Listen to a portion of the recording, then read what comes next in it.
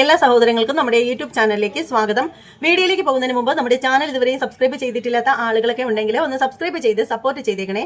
അപ്പോൾ ഇന്നത്തെ ഈ ഒരു വീഡിയോ എന്ന് പറഞ്ഞാൽ നമ്മുടെ പാവം കുട്ടിയെ പറ്റിയിട്ടാണ്. അപ്പോൾ പാവം കുട്ടിയെ പറ്റിയിട്ട് പറയുമ്പോൾ വിഷമം തോന്നുന്ന ആളുകളൊക്കെ ഉണ്ടെങ്കിൽ വീഡിയോ കാണാനായിട്ട് വരണ്ട. അപ്പോൾ നിങ്ങൾ ഈ പറയും പോലെ തന്നെ പറയേണ്ട ഒരു കാര്യം എന്ന് വെച്ചാൽ പാവം കുട്ടിയുടെ തള്ളുകളൊക്കെ നമ്മൾ കണ്ടും കേട്ടും ഇരിക്കുകയാണ്. അപ്പോൾ നിങ്ങളൊക്കെ വിചാരിക്കും എന്തിനാണ് നിങ്ങൾ ആ പാവം കുട്ടിയുടെ തള്ളു കേൾക്കാനായിട്ട് പോകുന്നത് എന്ന് പറയും. കണ്ടന്റിന് വേണ്ടിയിട്ടാണെന്നേ, നമുക്കൊരു കണ്ടന്റും ആവും, പാവം കുട്ടിയുടെ വീഡിയോയ്ക്ക് വ്യൂസും കയറും, അത്രേ ഉള്ളൂ. അപ്പോൾ പലരും പറയും ഈ പറയുന്ന പാവം കുട്ടിയെ പറ്റിയിട്ട് പറഞ്ഞാൽ മാത്രമേ നിങ്ങൾക്കൊക്കെ നിലനിൽപ്പുള്ളൂ എന്ന് ചോദിക്കുന്ന ആളുകളുണ്ട്. അങ്ങനെയൊന്നുമല്ല. കാരണം നമുക്ക് അറിയാം, നമ്മളിടുന്ന മറ്റുള്ള വീഡിയോകൾ നോക്കുമ്പോഴത്തേക്ക് പാവം കുട്ടിയുടെ വീഡിയോയ്ക്ക് വലിയ വ്യൂസ് ഒന്നും വരാറില്ല. പക്ഷേ എന്നാലും ഒരു മനസ്സുഖം, അത്രേ ഉള്ളൂ. അപ്പോൾ നിങ്ങൾ പറയും ഇന്നത്തെ കാലത്ത് ഈ ഒരു പാവം കുട്ടിയെ പറ്റിയിട്ട് വീഡിയോ ചെയ്താൽ മാത്രമേ നിങ്ങളെപ്പോലുള്ള സാധാരണ യൂട്യൂബേഴ്സിന് ജീവിക്കാൻ പറ്റുള്ളൂ, അല്ലെങ്കിൽ ഈ ഒരു പാവം കുട്ടിയാണല്ലോ നിങ്ങളുടെ എല്ലാം ടാർഗറ്റ്, അല്ലെങ്കിൽ ഈ ഒരു പാവം കുട്ടിയെ പറ്റിയിട്ട് വീഡിയോ ഇട്ടാൽ മാത്രമേ നിങ്ങൾക്ക് അരി മേടിക്കാൻ പറ്റുള്ളൂ എന്നൊക്കെ ചോദിക്കുന്ന ആളുകളടുത്ത് പറയാനുള്ള ഒരു കാര്യം എന്ന് വെച്ചാൽ, നമ്മൾ ഈ പാവം കുട്ടിയെ പറ്റിയിട്ട് വീഡിയോ ഇടുന്നത് കൊണ്ടാണ് ആ ഒരു പാവം കുട്ടിയുടെ വീഡിയോ എന്താണെന്ന് അറിയാൻ വേണ്ടിയിട്ട് പല പാവങ്ങളും കയറുന്നത്. അവരുടെ ചാനലിലും അത് നല്ല രീതിയിൽ റീച്ച് കയറി വരുന്ന ഒരു സംഭവമാണ്. ഈ പാവം കുട്ടിയെ പറ്റിയിട്ട് വീഡിയോ ഇടുന്ന പലർക്കും നമ്മൾ ഈ പാവം കുട്ടിയെ പറ്റിയിട്ട് റിയാക്ട് ചെയ്യുന്നത് ഒരു അനുഗ്രഹമായിട്ടാണ് വരുന്നത്. അതപ്പോൾ മനസ്സിലാക്കാതെ പോവണ്ട. അപ്പോൾ നമ്മളോട് കൂടി നന്ദി പറയുക, ഇങ്ങനെ ഇവർക്ക് റീച്ച് ഉണ്ടാക്കി കൊടുക്കുന്നതിന്. ഇതുപോലെ നമ്മളെപ്പോലുള്ള ഓരോ യൂട്യൂബേഴ്സും ഇരുന്ന് ഘോരം പ്രസംഗിച്ചത് കാരണമാണ് ഇവർ നെഗറ്റീവിലൂടെ ആണെങ്കിൽ പോലും കയറിപ്പോയി ഇതേ ഇപ്പോൾ വലിയ ഒരു സെലിബ്രിറ്റി ആയിട്ട് മാറിക്കഴിഞ്ഞിരിക്കുന്നത്. അപ്പോൾ ഇവിടെ പറയേണ്ട ഒരു കാര്യം എന്ന് വെച്ചാൽ, തള്ളുകൾ ആര് തള്ളി മറിച്ചിട്ടാലും നമ്മളത് കണ്ടു കഴിഞ്ഞാൽ അതേക്കുറിച്ചിട്ട് പറയുക തന്നെ ചെയ്യും. നമുക്കറിയാം ഇപ്പോൾ ഈ പാവം കുട്ടി ഭയങ്കര കുട്ടി നിക്കറൊക്കെ ഇട്ടാണ് പാവം കുട്ടി ഡാൻസ് കളിക്കുന്നത്. പാവം കുട്ടിക്ക് ഇപ്പോൾ കുട്ടി നിക്കറാണ്. അതായത് കാണുന്ന പലരും കേട്ടോ, ഇത് ഞാൻ പറയുന്നതല്ല, ഈ പാവം കുട്ടിയെ പറ്റിയിട്ട് ഇതുപോലുള്ള വീഡിയോകൾ കിടക്കുമ്പോൾ അതിൻ്റെ അടിയിൽ വരുന്ന കമൻറ്റുകളിൽ പറയുന്ന ഒരു കാര്യം എന്ന് വെച്ചാൽ, ഇളയ മോൻ ഋതപ്പൻ്റെ നിക്കറാണ് ഈ പാവം കുട്ടി ഇട്ടുകൊണ്ട് ഡാൻസ് കളിക്കുന്നതെന്ന് പലരും കമൻറ്റ് ഇട്ടിരിക്കുന്നത് കണ്ടു കേട്ടോ. പക്ഷെ അതൊക്കെ വെറുതെ കേട്ടോ, അങ്ങനെയൊന്നും ആയിരിക്കത്തില്ല. എന്തായാലും ഇത്രയധികം ബിഗ് ബോസിൽ പോയിട്ടുള്ള പൈസയുണ്ട്, ഇതുപോലെ ബാർ ഡാൻസ് ചെയ്തതിൻ്റെ പൈസ, അങ്ങനെ ഒരുപാട് പൈസകൾ കയ്യിലുണ്ടല്ലോ. അപ്പോൾ സ്വന്തമായിട്ട് എന്തായാലും 1-2 ലക്ഷം രൂപ വരുന്ന ഒരു കുട്ടി നിക്കറൊക്കെ മേടിക്കാൻ അവരെ കൊണ്ട് സാധിക്കും. അപ്പോൾ ഋതപ്പൻ്റെതാണെന്ന് പറഞ്ഞിട്ട് ആരും പാവം കുട്ടിയെ അപമാനിക്കാനായിട്ട് വരണ്ട, അത്രയേ ഉള്ളൂ. പിന്നീട് പറയാനുള്ള ഒരു കാര്യം എന്താണെന്ന് വെച്ചാൽ, ഈ പാവം കുട്ടി ഒരു ഇൻ്റർവ്യൂവിൽ പറഞ്ഞൊരു സംഭവം എന്ന് വെച്ചാൽ, ഈ പുള്ളിക്കാരത്തി പണ്ടേ ഭയങ്കര മോഡേൺ ആയിരുന്നു. സുധിച്ചേട്ടനുള്ള കാലം തൊട്ടേ പാവം കുട്ടി ഭയങ്കര മോഡേൺ ആയിരുന്നു. പക്ഷേ ഒരു പ്രോഗ്രാമിന് ഈ ഒരു സുധിയോടൊപ്പം വന്ന സമയത്ത് സുധിച്ചേട്ടൻ പറഞ്ഞതുകൊണ്ട് ഭയങ്കര ഇത്തിരി നല്ലൊരു രീതിയിൽ ആവാൻ വേണ്ടിയിട്ടാണ് അന്ന് സൽവാർ കമീസൊക്കെ ഇട്ടത്. അതായത് ഒരു സാധാരണ ഒരു ലുക്ക് വരാൻ വേണ്ടിയിട്ട്. അതല്ല, നിങ്ങൾ ആരും കണ്ടിട്ടില്ല, അന്നേ ഞാൻ ആ ഒരു മോഡേൺ ലുക്കിൽ തന്നെയാണ് നടക്കുന്നത്. അന്ന് നിങ്ങളത് കണ്ടിരുന്നുവെങ്കിൽ ഇപ്പോൾ സുധിച്ചേട്ടൻ മരിച്ചതിന് ശേഷമാണ് ഞാൻ ഭയങ്കര മോഡേൺ ആയിട്ട് നടക്കുന്നത് എന്ന് ആരും പറയില്ലായിരുന്നു എന്നാണ് അവർ പറയുന്നത്. തന്നെ അന്ന് ആർക്കും അറിയത്തില്ല.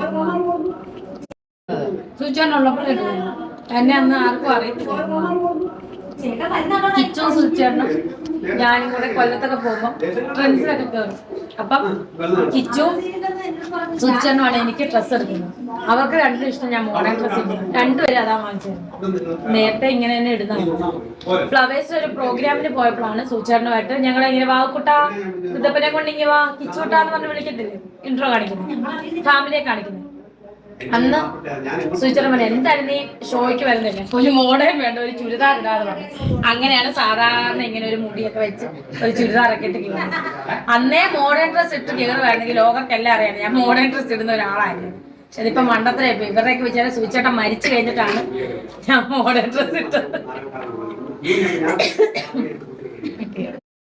അപ്പോൾ എന്തായാലും ഞാനിവിടെ സൈഡിൽ പാവം കുട്ടിയുടെ പണ്ടത്തെ അതായത് സുധി ജീവിച്ചിരുന്നപ്പോൾ ഈ ഒരു പാവം കുട്ടിയുടെ കുറച്ച് വീഡിയോ ക്ലിപ്പുകളൊക്കെ കൊടുത്തേക്കാം. അപ്പോൾ നമുക്ക് കാണുമ്പോൾ മനസ്സിലാവും ഇപ്പോഴത്തെ പോലെ തന്നെയാണ്. പാവം കുട്ടി അന്നേ ഭയങ്കര മോഡേൺ ആയിരുന്നു. അപ്പോൾ ഭയങ്കര മോഡേൺ എന്ന് പറഞ്ഞാൽ അങ്ങേയറ്റം മോഡേൺ ആയിട്ടാണ് പുള്ളിക്കാർക്ക് പണ്ടേ ജീവിച്ചിട്ടുള്ളത്. അപ്പോൾ അതിൻ്റെ ഒരു വീഡിയോ നമുക്ക് കാണാം.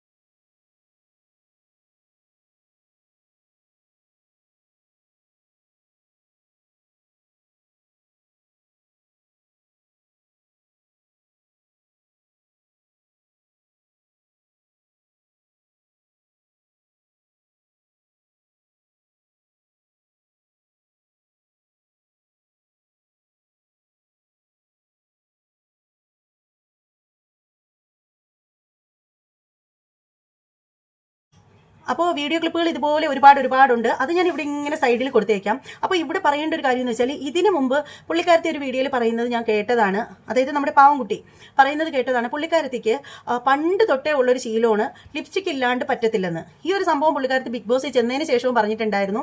പല്ല് തേച്ചില്ലെങ്കിലും പുള്ളിക്കാരത്തിക്ക് ലിപ്സ്റ്റിക് മസ്റ്റാണ്, ലിപ്സ്റ്റിക് ഇല്ലാതെ പറ്റില്ല, പല്ല് തേച്ചില്ലെങ്കിലും പ്രശ്നമില്ല, ലിപ്സ്റ്റിക് വേണമെന്ന് പറയുന്ന ആ ഒരു സംഭവം നമ്മൾ കണ്ടതാണ്.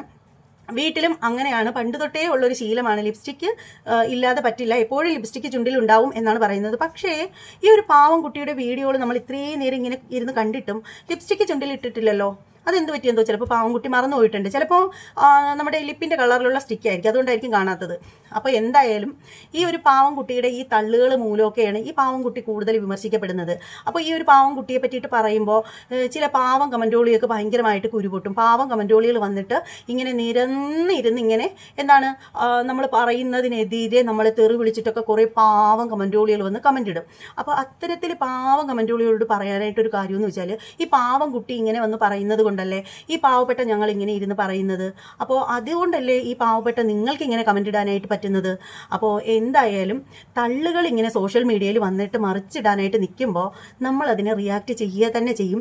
എന്തായാലും നമ്മൾ ഇപ്പോൾ ഞാനാണെങ്കിലും ഇപ്പോൾ വീഡിയോയിൽ വന്നിട്ട് ഈ പാവം കുട്ടിയെ പച്ചത്തെറിയൊന്നും വിളിക്കുന്നില്ലല്ലോ, വളരെ മാന്യമായിട്ടല്ലേ നമ്മളൊക്കെ സംസാരിക്കുന്നത്.